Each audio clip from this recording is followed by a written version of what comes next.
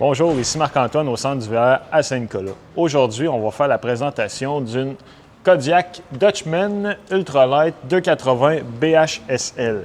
On va commencer par faire une tournée à l'extérieur pour ensuite se diriger à l'intérieur de l'unité. Donc on commence à l'avant. On a un coffre de rangement qui fait bord en bord de l'unité.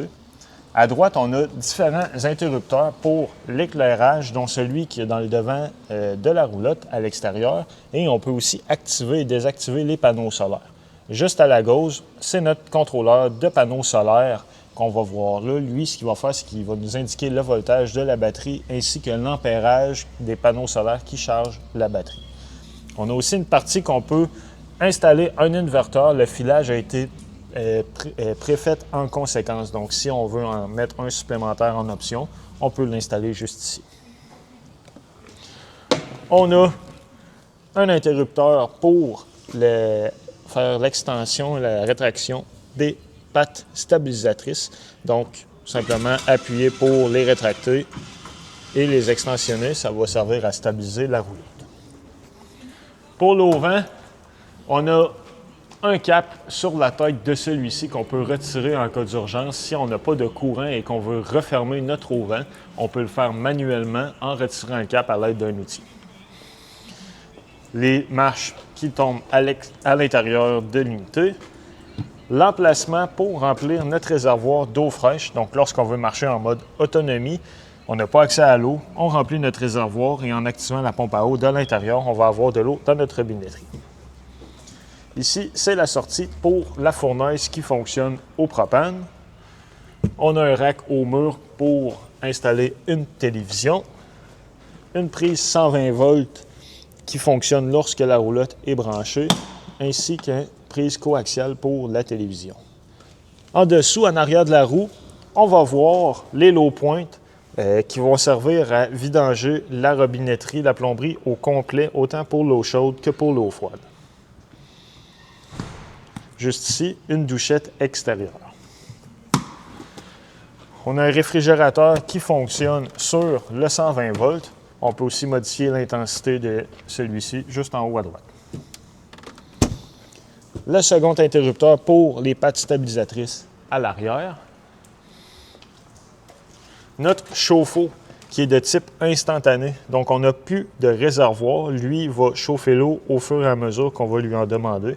Pour le mettre en fonction, on va mettre l'interrupteur ici en haut. Et à partir de là, à l'intérieur, on a un second panneau de contrôle. En haut, on a la possibilité d'acheter une échelle télescopique pour accéder au toit qui vient en option. Donc, on vient lacler directement dessus.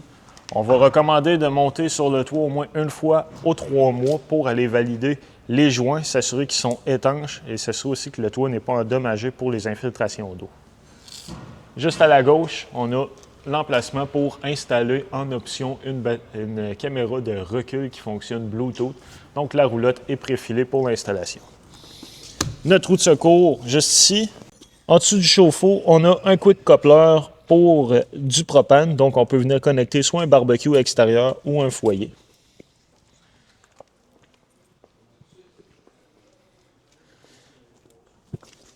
En arrière, en dessous, notre système d'égout. Donc, lorsqu'on veut effectuer la vidange de nos eaux usées, on va venir connecter notre boyau juste ici. On va toujours commencer par ouvrir la valve d'eau noire, qui est l'eau de la toilette en premier. Quand c'est vide, on va venir ouvrir l'eau grise, qui est l'eau de nos éviers et de la douche. Ça va effectuer un rinçage complet de la plomberie. Quand on a terminé, on referme nos valves et on remet notre capuchon. Pour notre station d'eau, on a la partie ici, City Water Connection. Ça va être pour venir connecter soit l'eau de la ville ou du camping qui est disponible. À la droite, le Black Tank Flush. Ça sert à rincer notre réservoir d'eau noire quand on commence à avoir des mauvaises odeurs. Donc, comment que ça fonctionne? On vient connecter notre boyau d'arrosage ici. À l'aide de jet, ça va rincer l'intérieur du réservoir ou dissoudre les solides. Très important, il ne faut pas oublier le boyau ici parce que ça fait monter l'eau dans le réservoir d'eau noire et si on l'oublie, ça va déborder par la toilette à l'intérieur. Notre prise 120 volts 30 ampères qui se trouve juste ici.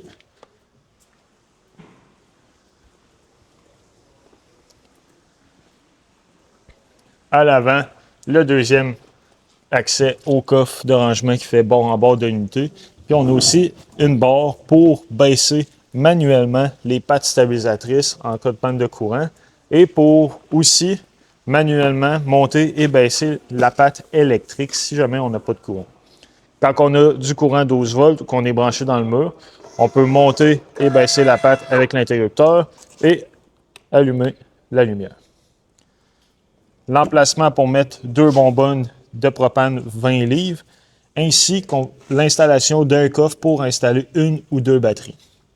On voit le coupe-circuit principal qui va servir à couper le courant 12 volts. Donc, lorsqu'on utilise la roulotte, on va le mettre à on et quand on va la remiser, on va la mettre à off pour couper complètement le courant. À l'avant, on a notre fil 7 brins pour connecté à notre véhicule. Lui, il va alimenter l'éclairage de la roulotte et activer le système de freinage. Le système de freinage, on a un câble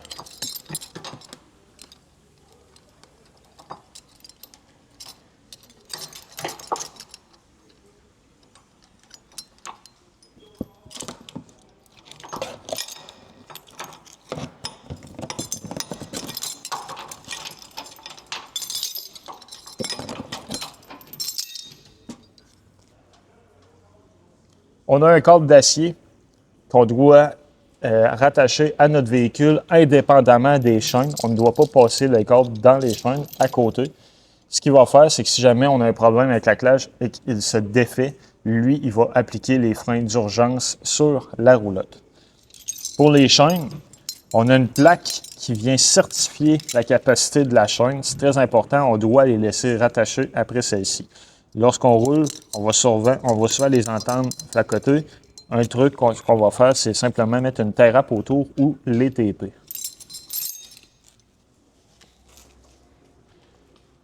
Maintenant, on va aller à l'intérieur de la roulotte.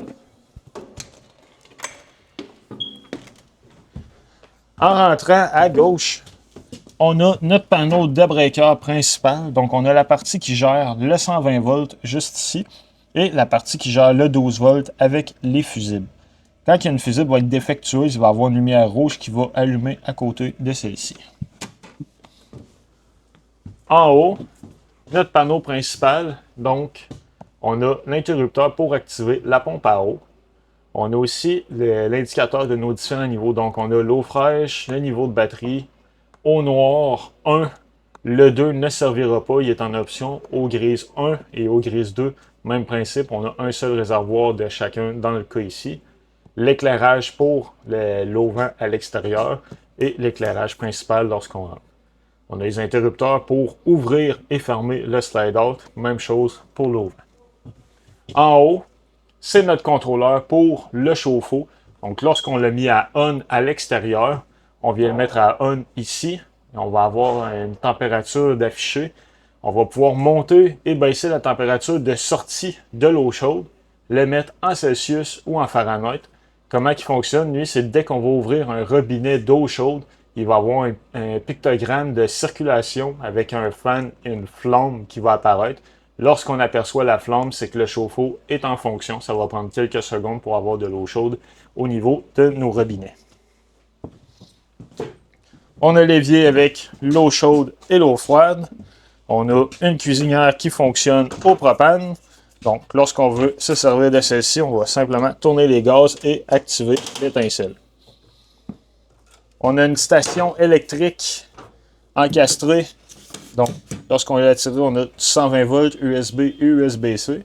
Et la partie sur le dessus, ici, peut recharger notre téléphone via l'induction. On a l'éclairage pour la sortie de la cuisinière ainsi que le fan. Très important, à l'extérieur, on a une trappe qui peut se barrer. Donc, lorsqu'on veut se servir de la cuisinière, on doit s'assurer de la débarrer pour que l'air puisse s'extraire à l'extérieur. on a un micro-ondes conventionnel qui fonctionne sur le 120 volts et un réfrigérateur qui fonctionne sur le 12 volts. Donc, on peut modifier l'intensité juste ici. La partie congélateur. Maintenant, dans la salle de bain, on a une toilette qui fonctionne au pied pour flusher. La prise 120 volts avec un breaker intégré. Donc, si jamais on n'a pas de courant dans la roulotte 120 volts, on se demande pourquoi. C'est la première place à venir voir, s'assurer que le bouton est bien enclenché. On a un robinet avec l'eau chaude et l'eau froide, notre interrupteur au mur pour l'éclairage et une douche conventionnelle avec l'eau chaude et l'eau froide. Au plafond, on a une ventilation qu'on peut ouvrir manuellement ainsi qu'un interrupteur pour décoller le fan.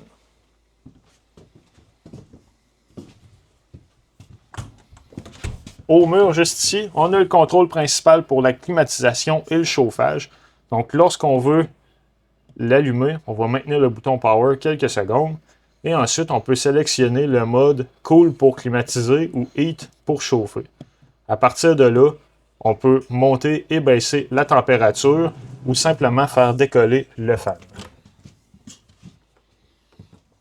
Dans la chambre, on retrouve 4 lits pour enfants. Donc, on a de l'éclairage pour chaque lit de chaque côté qu'on peut ouvrir manuellement. On a des prises USB aussi en quantité. Au plancher, on retrouve une sortie pour la fournaise qui fonctionne au propane. Puis, on a la possibilité de relever les lits pour avoir du rangement supplémentaire. Donc, on a des loquets de chaque côté. Ici, du rangement dans les armoires. Et au bas, on a notre détecteur de monoxyde de carbone qui se trouve là. Dans le coin salle à manger, présentement monté avec une table, on peut retirer la table en enlevant les pattes, venir accoter la table sur les appuis de chaque côté. En repositionnant les coussins, on va avoir un lit supplémentaire. Même chose, ici on a un divan-lit, donc quand on veut un lit de plus, on vient simplement le mettre dans cette position. On a un foyer électrique qui fonctionne sur le 120 volts. Donc lui, simple d'utilisation, on a des boutons juste ici pour venir l'activer. On peut modifier la couleur de celui-ci ainsi que l'intensité du chauffage. Donc, c'est une source de chauffage supplémentaire lorsque la roulotte est connectée. On a une prise 120 volts qui est là. Et la télévision. Ce qu'on voit ici en haut, c'est le booster pour l'antenne.